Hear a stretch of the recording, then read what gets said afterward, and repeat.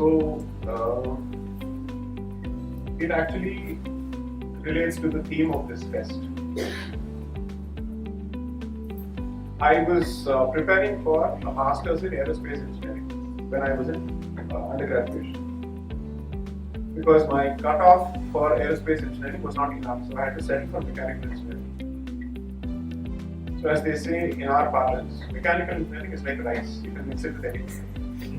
So the hope was that you finish your undergraduate in mechanical, prepare for a master's. So there were two places I applied for. One was IIT Kanpur and the other was Georgia Tech, which has a fantastic aerospace program. Everything was done, all set. Somewhere around the 6th semester, I had gone to IIT Kharagpur for a technical paper presentation, which you have to do, which is your final semester projects. You have to present it and prove that it has been validated by someone. I was constantly reading up on politics, culture, and everything under the sun. It just so happened that I hope it's not too sensitive to say this, but issues like caste would create a lot of fights between friends. And I wanted to understand why was this happening. And around that time is when quite a few things happened. BJP lost in 2004. The India Shining campaign completely flopped. BJP lost in the center, and you would see that reflecting on campuses. People would fight about it. And since I come from a background where I'm extremely proud of the Hindu identity, that would be targeted. So I wanted to understand, in a Hindu majority country, why are Hindus targeting him? It didn't make sense to me. I can still understand if somebody else who is not a Hindu has a problem with my identity. But why do Hindus have such a hatred of their own identity was the question. So obviously when you're preparing for engineering and masters in engineering, you don't have any answers to this because you're not trained in the subject. The history that you know is only the history taught in school. Beyond that you have no idea. So fortunately a few friends and their relatives gave me good books to read. I hope someday you get to read Sri Arun Shori. Forget everything else, just read his books at the very least. And at that point I effectively asked myself, do you want to comment on social media about these issues? Or do you want to be in a position that you can contribute to, where you actually have some ability to speak on it intelligently? And maybe hopefully change the discourse. So there were two options. In IIT there's a fad, everybody prepares for UPSC. At least 30% of the crowd is preparing for civil services. So I was fairly confident of clearing perhaps at least stage 1. But then I'm so outspoken that I will not survive with the bureaucracy even one day. So for a person with a fairly big mouth, I think law is a better profession. Because it arms you with information and you also get paid to fight it. It couldn't be better. It couldn't have been better for me. And if you're fundamentally argumentative and you also have perhaps a decent gift of gab and you're not satisfied reading only one particular subject and you want to read across the board, law is literally the Shangri-La for such people.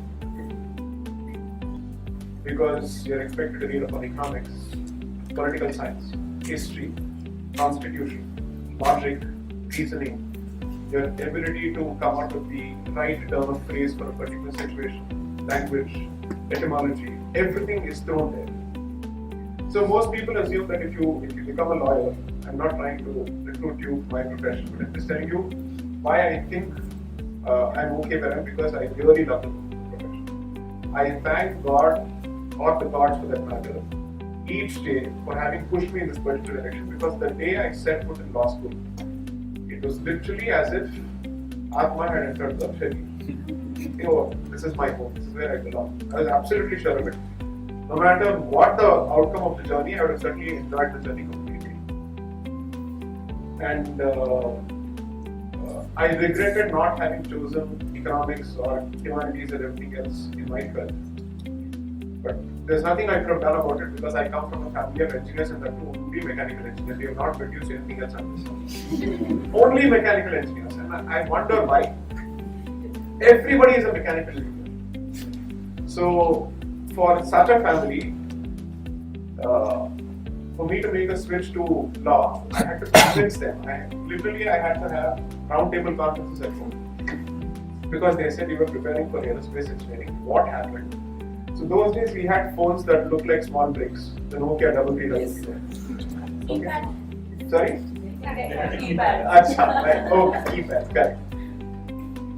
And when I fell asleep, my mother used to check the phone just to see if I was corresponding with friends on sale and purchase of drugs. They actually thought I was onto something. They never had that reputation before. I mean, they never had this impression of me before. And for the first time in my life, I was accused of smoking something. So I had to tell them there's no such thing. This is the place I want to be. I've made this choice. This is where I think I will do really well.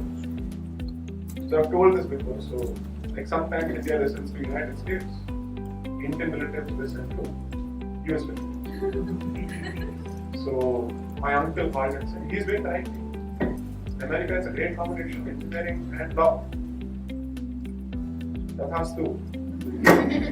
That was the end of the discussion for Indian families. America said, the green signal aa gaya. So I said, I was telling this for 6 weeks. You need one phone call from the US University. But even then, their entire concern was, what will you do after law? So the impression of lawyers in my family was, and significantly remains in certain unlettered sections of the family, is we are people who ride Hercules cycle, asking for cases with mismatched flip-flops. Case they go, case they go, case they go. That's what apparently. We are not even called ambulance chasers in a much more sophisticated fashion like in the US. It's even worse here. So there is a bridge in Hyderabad, it's called the Chikatpalli Bridge, which is where you find touts and louts for everything under the sun. So they said, will you be standing here asking for cases? Is that what you want to do? Do you want to hold files of your senior and run from one place to another? You will be an engineer, you can sit in an office, AC office, AC office. So I had to say it's okay, whatever struggle I took it. But this was in 2000s, by which time national law schools were fairly well known, which are the equivalents of the IITs for the legal profession. And still this was the case. Imagine how backward my family was in terms of its exposure. Not to blame them, we come from a low middle class background, so it was very difficult to think of anything outside of engineering or medicine. These were the only two options. Not because we wanted to do engineering or medicine, but because the benchmark is return on investment. And two, matrimonial prospects. Ladki milegi ki nahi? Straightforward question. And your ability to tell your cousins, no, he's doing this, he's in this company. So all these three factors have to be satisfied. Law satisfied none of them. If you're a lawyer, the first assumption is engineering nahi mila hoga, doctory nahi ki hogi, CA to bilkul nahi.